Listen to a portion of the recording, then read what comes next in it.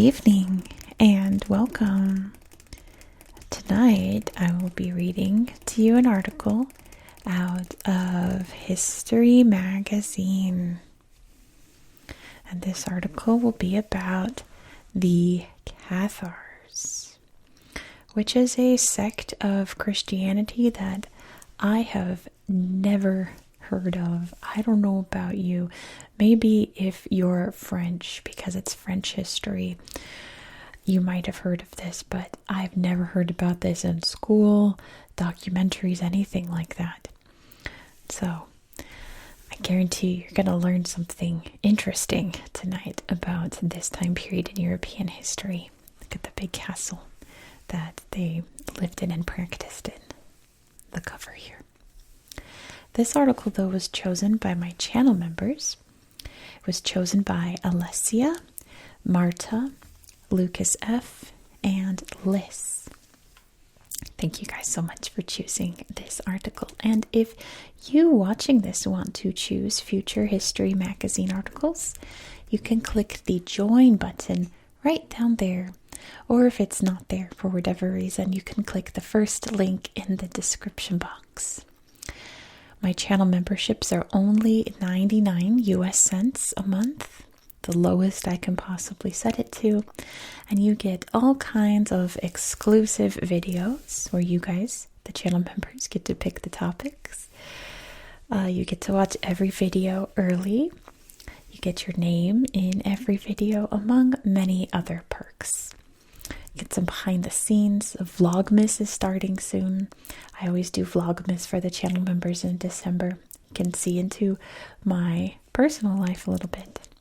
So if you're interested in that, again, you can click the join button or the first link in the description box. But let's get into this neat article about the Cathars. That is not the article I'm looking for. I'm looking for this article. And as always, sorry about the lighting.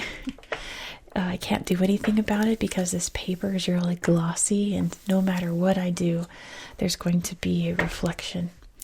So it is what it is. I can't change it. But let's read about the Cathars, the beginnings of the Inquisition.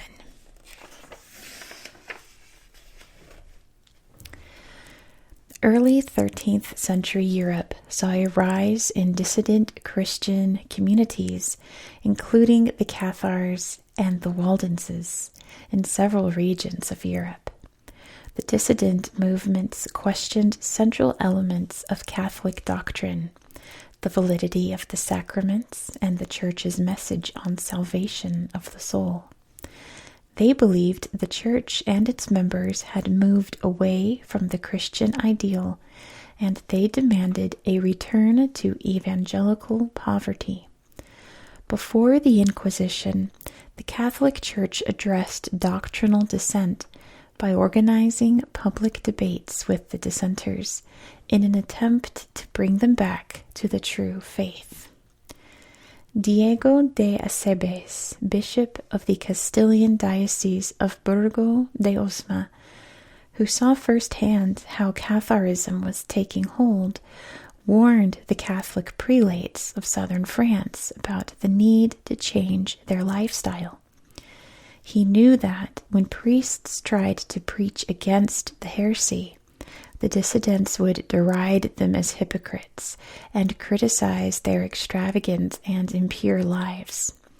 If the Church had any chance of bringing the heretics back into the fold, they would need to devote themselves to sermonizing, renounce their property, and practice what they preached.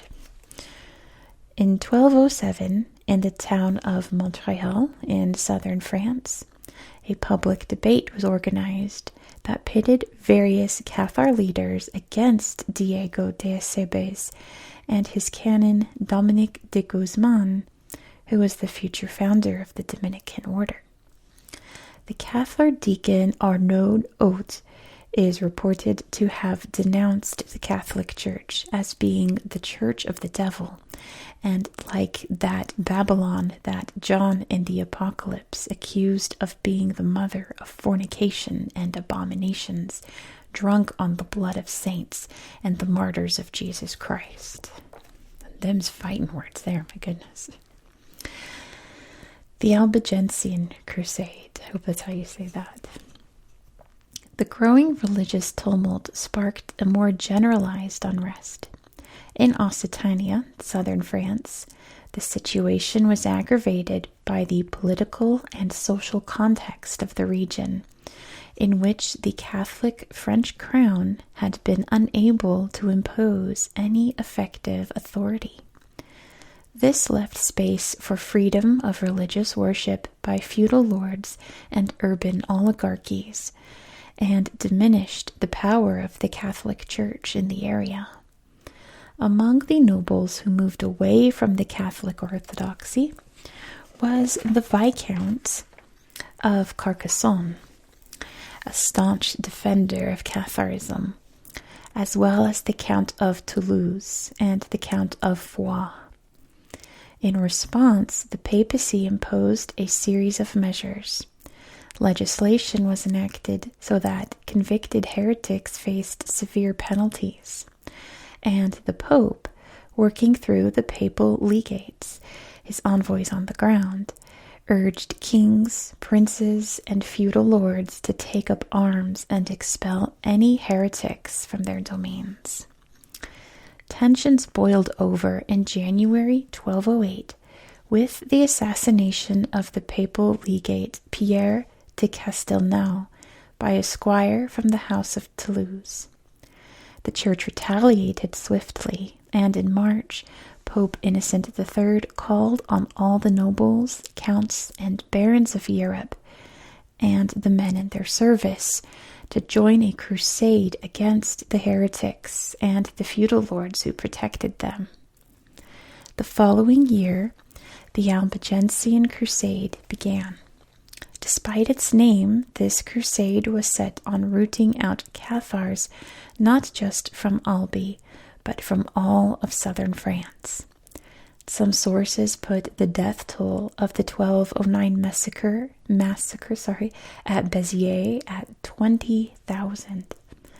Although the figure may be exaggerated, it is clear this was a time of significant death and suffering. The Inquisition intervenes. The Albigensian Crusade ended with the Treaty of Mauparis, signed in April 1229 between Louis IX of France, under the regency of his mother Blanche of Castile, and Raymond VII, Count of Toulouse. The Count was forced to accept extremely harsh conditions by the crown. He agreed to recognize French sovereignty and consented to the occupation of his lands by the king's troops. He withdrew the support he'd been giving his vassals in their fight against the church, paid the church heavy indemnities, and pledged his allegiance to the Pope. Raymond then went further, galvanizing the church's battle against heresy in two ways. He agreed to fund the University of Toulouse's Faculty of Theology, which was led by the Dominicans and designed to train clergymen, and institutionalized the inquisitorial procedure in his dominions. From this point on, the Cathars faced an increasingly hostile and repressive environment. The Inquisition, just from the Latin inquirere, to investigate, to inquire, was introduced at the end of the 12th century and established that bishops were obliged to root out heretics from their dioceses. In the 1230s, Pope Gregory IX promulgated a series of bulls, which are formal decrees, that condemned heresy as a crime of lèse majesté, or akin to treason, and made it compulsory to start an inquisitorial procedure if articles of faith were being abandoned. The first phase of medieval Inquisition was driven by the papacy and placed the bishops in charge of declaring sentences or readmission into the church after the defendants had formally renounced their heretical views. In addition, Pope Gregory IX issued privileges so that the friars of the Dominican order had carte blanche to carry out their inquisitorial work and were unrestrained even by the civil authorities. It was within this framework that the first inquisitorial tribunals were formed. Repression triumphs. The Inquisition set in motion by Pope Gregory had no fixed headquarters. It was itinerant, with trials being held in monasteries, bishops' houses, or any other space that fit the purpose. The culmination came between May 1245 and August 1246 with the Great Inquisition at Toulouse, led by the Dominican Bernard de Caux and Jean de Saint-Pierre. In all, 5,471 men and women, including nobles, doctors, monks, scholars, artisans, and shepherds from all over the Loire, which was the territory between Toulouse and Carcassonne, were summoned to the Basilica of Saint-Sernin to testify on matters of faith. There, before jurists, scribes, and witnesses under oath, those being interrogated, which was up to 200 a day, had to confess whether they or any person they knew, living or dead, had seen, heard, aided, or sought salvation through heretic beliefs. If someone was found to have preached heresy in public, and if they persisted in their heretical views after being readmitted to the church, they could then be condemned as a heretic. At this point, their goods and property would be expropriated, and they would be handed over to the civil authority to be burned at the stake. It was around this time that the first inquisitors' handbooks appeared. The Dominican jurist Raymond of Peñafort was in charge of defining the legal framework and guarantees to deal with those suspected of heresy and those who had listened to, aided, or abetted a heretic without necessarily sharing their beliefs. The activity of the Inquisition led to Catharism fragmenting in the south of France. However, during the second half of the 13th century, the Cathar communities found space in northern Italy in which to expand. There, the Cathars were known as Patarines or Patarines, I'm not sure, appropriating the name from the 11th century movement for clergy reform. The new Patarines were prominent in various locations, including the cities of Florence, Orvieto, Bologna, and Naples. In Italy, the adherents of Catharism were found in families of the urban elite, such as merchants and prosperous artisans, and tended to have the protection of great noble houses. When the conflict in Italy between the Guelphs, which was the party of the Pope, and the Ghibellines, which was the party of the emperors, broke out, the Cathar dispute was reignited because Cathars had the backing of the Ghibellines against the papacy.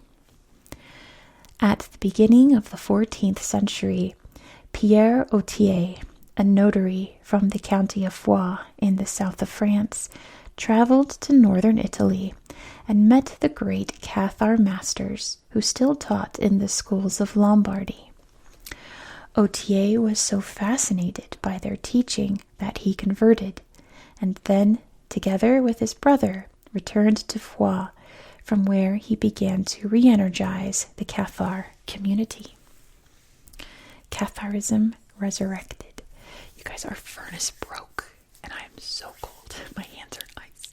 Give me a second to just get some warmth back in them. Okay. Continuing, Catharism resurrected. Even though they didn't believe in resurrection. We'll talk about that later. Almost 100 years from the beginning of the Albigensian Crusade, the situation had changed a great deal in Occitania.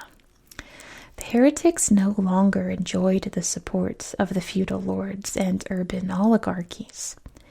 However, within a very short time, the Autier brothers had reignited the embers of the Cathar Church and converted multitudes to their doctrines. The brothers' success was so pronounced that in 1308, the village of Montaigu in Foix County was subjected to a mass inquisition of all men and women over the age of 14. But even this wasn't effective in rooting out the heretics.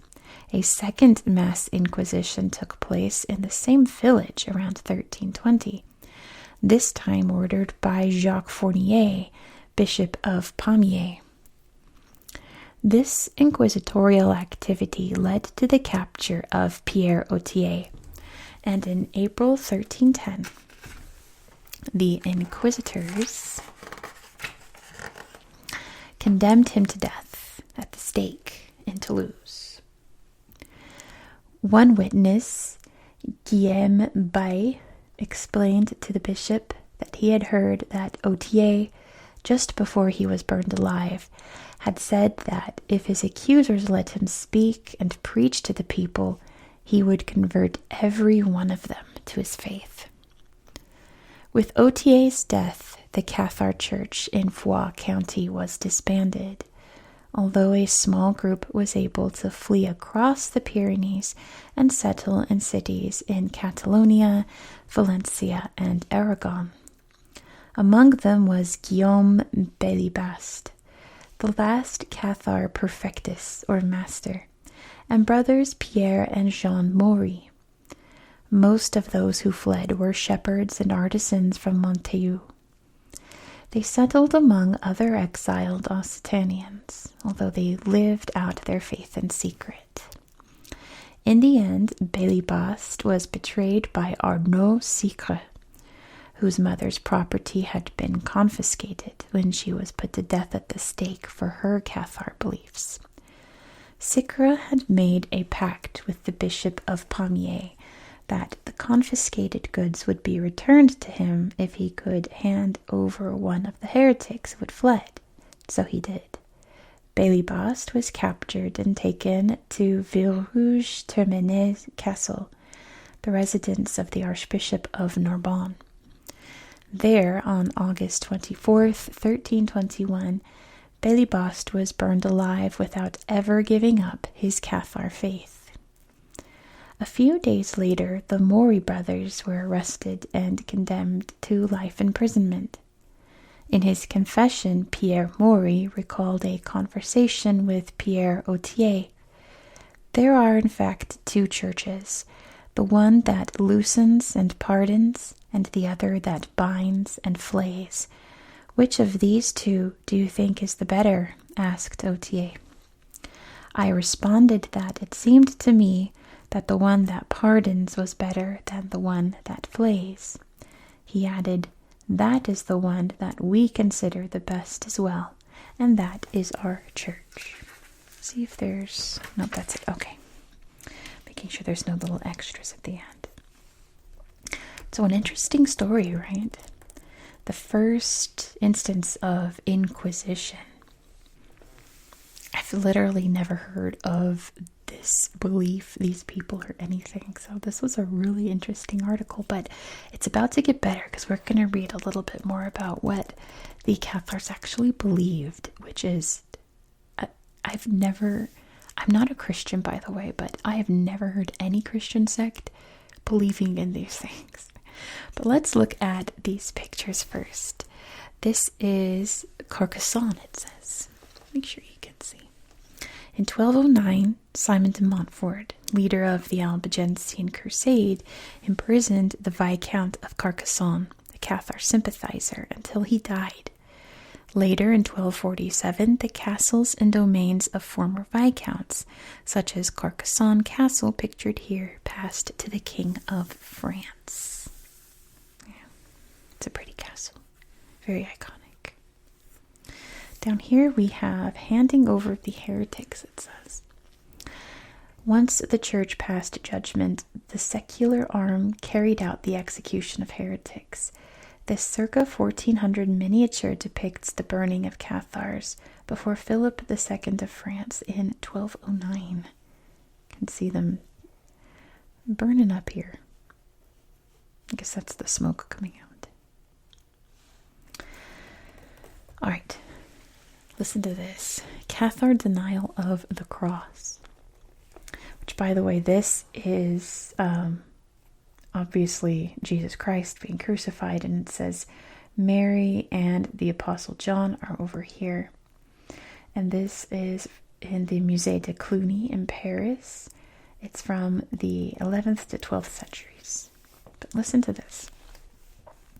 The Catholic Church believed that Jesus was God in the flesh, died on the cross, and rose again. The Cathars held a different doctrine.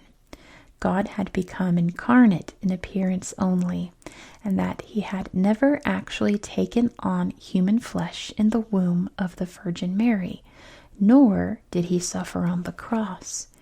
Cathars believed Jesus spent time on earth where he preached, but he did not eat or drink or suffer cold or heat. A certain misogyny informs the Cathar abhorrence of the human body. The early 14th century Cathar leader Pierre Otier explained why he saw the incarnation of Christ as a false doctrine. It was impossible, he said, to believe that the Son of God was born of a woman, or that he adumbrated himself in something as vile as a woman. Now listen, I was for these guys, like all about freedom of religion and self-expression, and if you want to convert to something, that's between you and God, not between you and some guy in the Vatican, right? But then I read this and I was like, forget those guys. Hard pass on that. Holy moly. They were super misogynistic. That they didn't believe Jesus was born of the Virgin Mary. What Christian faith doesn't believe that? That's so wild to me. My goodness. So this beautiful photo here, I hope you can see with all the glossiness. Goodness. You can see the castle ruins here. It says this is Caribus Castle. It stands at an altitude of 2,300 feet in the Corbière Mountains of France, just north of the Pyrenees. When the Albigensian Crusade began in 1209, the lord of this fortress was a Cathar knight who fought against the Crusaders with Raymond VI, Count of Toulouse.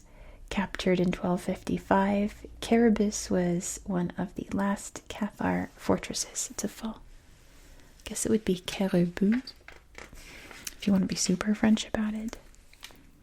But yeah, really pretty ruins way high up in the mountains here. Really neat. There's another castle. I think this is the one on the cover. This is Foix Castle. It's also super iconic medieval style castle. Foix Castle in the northern foothills of the Pyrenees was the seat of the Dukes of Foix, who were sympathetic to Catharism. Attacked repeatedly during the 13th century, the castle was taken in a French-led assault in 1272. Let's see over here. It says Pope and Inquisitor. A 1329 miniature depicts Inquisitor of Toulouse Bernard Guy presenting his book of teachings called Speculum Sanctorale to Pope John the 22nd. Tiny miniature there. I bet you it's smaller in real life. It looks like it's from an illuminated manuscript, and this is an S. Maybe a P? Maybe both. Interesting. Now listen to this. Tell me again, what Christian, any branch of Christianity believes in this? The two gods of the Cathars. All things were made by him, and without him was not anything made that was made. That's from John 1:3. Cathars interpreted this line from the Gospel of John to mean that God, the good God of truth and goodness, made everything that was good. And by good, the Cathars meant the spiritual world. The bad things of the material world, the non-things, were created by an evil God. This dualism led the Cathars to aspire to the eschewing of such things as wealth, status, sexual relations, and the eating of meat. Theologically, this represented heresy in the eyes of the church. Since the church was criticized for being too wealthy, Catharism was also attractive to the poor and represented a significant threat in the eyes of the church to the social order. Yeah, so I was reading about these guys because I've never heard of them. They did not eat meat. They ate fish, but not meat. And that's because they believed in reincarnation. And they thought that, people could come back as animals. So they didn't eat any animals except fish. And they also were so against sexual relations that they didn't believe in having children, because they didn't want to perpetuate the cycle of reincarnation. So they wanted to limit how many people were being born. Just like, I've never heard this in any form of Christianity. It's so strange. And it's like, how did they get from, the Catholics are corrupt, the church is too wealthy, people are greedy and all of that, to don't eat meat because that could be a reincarnated person. Like, how did we get there? It's so interesting to me. It's so strange. In Christianity, of all things, it sounds more like Buddhist in a way, for some aspects, or like Hindu, like very, very Eastern concepts, but applied to Christianity. So interesting. But let's look at this. This is Adam and Eve, created by God, being expelled from the garden. The garden on his orders. This is a 13th century mosaic from the Cathedral of Monreale in Sicily. They found some clothes to wear, it looks like, and they're like, you gotta go. You can be here, but you can't be here. And there's a cool angel over here. Interesting. Alright, let's see this. This is the Basilica of Saint Sernin, that I couldn't pronounce, in Toulouse. There you go. It's one of the biggest Romanesque buildings in Europe. In 1249 and 1246, more than 5,000 people from the area were forced to appear before the Inquisition, which used the basilica's cloister as a courtroom. Wow. Very intimidating courtroom, but very beautiful building. All the wood down here, that's neat. Like juxtaposed to all the brick up here. Interesting. This is Pope Gregory IX. This is from a fresco in the Sanctuary of the Holy Cave in Subiaco, which I don't know where that is. But has a very tiny head, apparently. The Franciscan Bernard Delicieux. Wow, that's a name. It's like a drag name. Bernard Delicious of Carcassonne spoke out against the excesses of the Inquisition. Later in 1317, he was arrested and tortured. This 19th century painting of the friar before the Inquisition is by Jean-Paul Laurent. Interesting how, you have the light coming in and shining on this person, and all of these people are in shadow, to kind of show that this is the righteous person, this is the hero. But they're also dressed all in black, which I guess would have been the clothes of his day, but usually in paintings like this, to be a little more artistic, they'll put him in white or a lighter color to make him look more good, you know. But they've got the light shining in, so there's that. Alright, look at this building here. Built of brick in the late 13th century and resembling a fortress, Sainte-Cécile Cathedral in the city of Albi symbolized the Catholic Church's victory over heresy.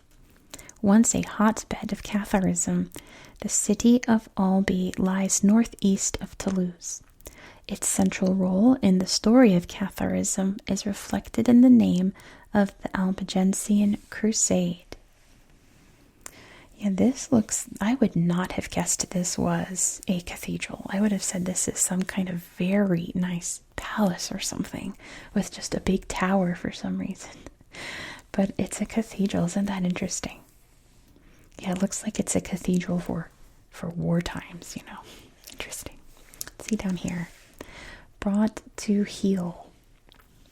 This 13th century miniature shows Raymond VII, the Count of Toulouse and protector of the Cathars, surrendering to King Louis IX of France in 1229. The Albigensian Crusade was over, but Catharism was not dead yet. To hear you saying, "My bad," the king is like, you are forgiven. Put the sword, this very long sword, against his shoulders. Goodness, the very big crown. Must be heavy. Assassination of an inquisitor. Pierre de Castelnau was a monk of the Cistercian abbey of Fontfroid near Narbonne, today in southern France. Gotta get out of French mode. In 1203, he was appointed papal legate by Pope Innocent III and sent out to preach against the Cathar heresy. Together with Diego de Acebes and Dominic de Guzman, the future Saint Dominic, he participated in public colloquies aimed at converting heretics. Support from the feudal lords was essential to the inquisitors in order to track down heretics, but winning the nobles' backing proved difficult, as many were disillusioned by the Catholic Church. On January 15th, 1208, a squire of Raymond VI, Count of Toulouse, had Pierre de Castelnau assassinated on the Rhone River near the Abbey of Saint-Gilles. The murder sparked the Albigensian Crusade, launched in 2009. There he is, getting murked there. Killed with a lance as he tried to cross the Rhone River. This is a 19th century engraving of that event. Let's see what else we've got. We've got a map. Let's see. So we can see southern France here. You can see the border with Spain there. That's Aragon, the Pyrenees Mountains. There's the Mediterranean. This area is under English control because England used to extend out to a lot of France through marriages and things like that.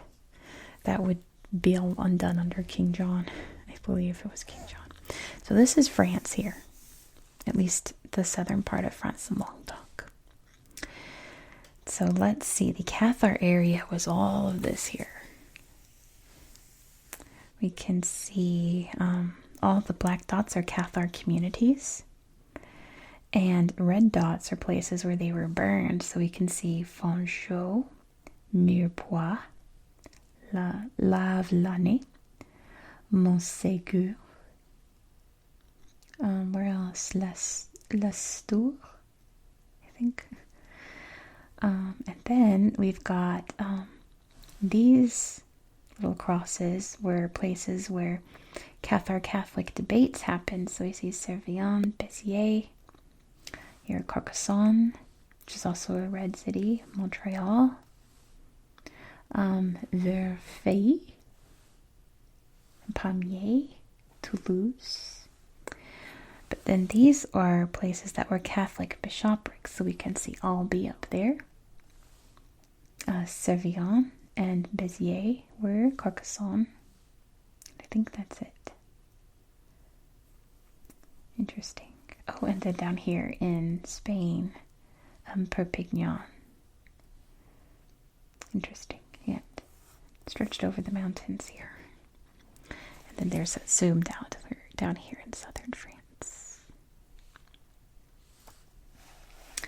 And who's this guy? Let's read this box. Catharism, baptism of fire.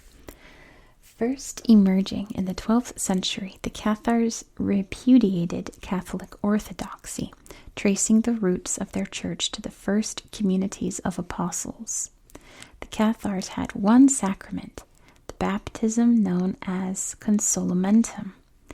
Whereas the Catholics baptized with water, the consolamentum evoked the baptism by fire that John the Baptist mentions in the Gospel of Matthew.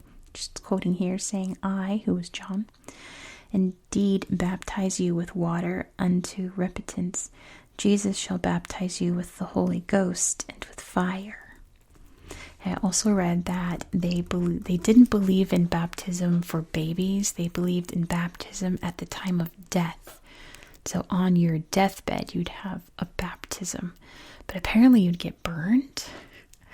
I wonder, I didn't read how they would do it. They would burn you or maybe just like wave some fire in front of you. I don't know. That's terrifying, especially if you're like on your deathbed. Oh, interesting. It's a little timeline down here, but it's all the stuff that we just read. We can skip that. Trial by fire. So I guess getting burned at the stake was probably really cool for them. I wonder if they're like, how are we going out? Burned at the stake? Yes, we get baptized. I wonder. Let's see what this says. The future Saint Dominic, left with the halo, there it is, watches his book rise above the flames while books of the Cathars burn. This late 15th century painting is by Pedro Berruguete, and it's in the Prado Museum, which is in Madrid. I don't see, I guess that's his book there, and all the other books are all charred and burned. And they're like, oh no, there it is. He's like, whoa, it's literally floating away. I guess that's one of his miracles. I don't know. Like he's about to throw a book in. He's like, do you see this? Interesting. And he's pointing at it like there's the fire pit. And his book is flying. My goodness. Okay, so this guy is Pope Innocent III, who began the crusade against the Cathars in 1209. This can be seen at the Sanctuary of the Holy Cave in Subiaco, Italy. Let's see here. This is the two churches. I hope you can see. I know the glare is so bad when the pages are dark. Cathars on the left. Wait, this is left. Cathars on the left perform the consolamentum. Oh, the baptism. While two Franciscans look on in horror, their heresy. This miniature is from a 13th century French Bible Moralisée, an instructional Bible picture book, today in the National Library in Paris.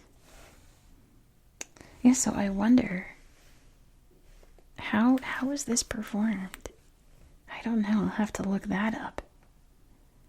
He's like, and they're like, listen, we don't want nothing to do with this.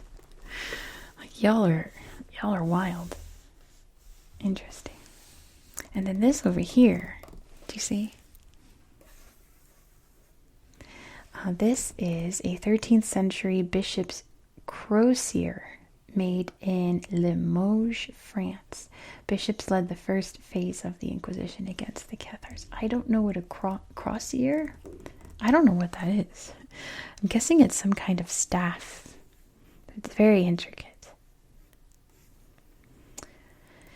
Interesting. So yeah, what weird thing did you learn from this article? I learned quite a lot. Yeah, I have never heard of these people. Not ever until I read this article. Have you guys heard of this before? Because I sure haven't. Is this something that they teach in schools in like Europe in history class, because they don't do it in America. I mean, they don't teach a lot of things in American history class, let's be real. But this was definitely not one of them. Very strange. But anyway, that is it for tonight. Thank you again to the channel members who picked this article. It's really interesting to read. And again, if you would like to pick future articles, the join button should be right down there somewhere near the subscribe button. Just also hit that if you haven't hit it yet. Or click the first link in the description box under this video if you would like to also become a channel member. I'd love to have you in our little club. It's so fun. But anyway, thank you so much for watching. I hope that you found this video to be relaxing and educational. And I hope that you have a good night. Do you hear my stomach growling? I hope